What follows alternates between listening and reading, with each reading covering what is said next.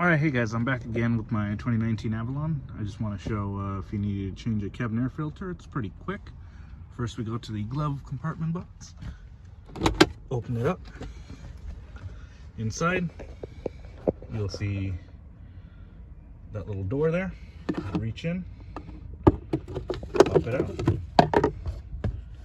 There you see is the actual door.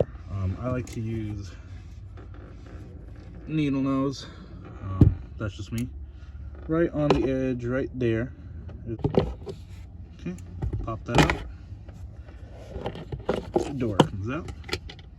And then from there you can take your filter out. Alright, here's my new filter inside the housing.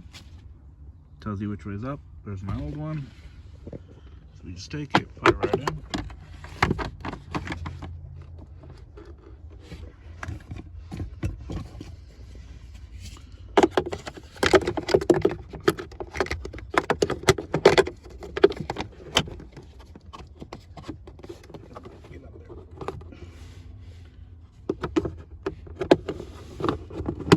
There we go.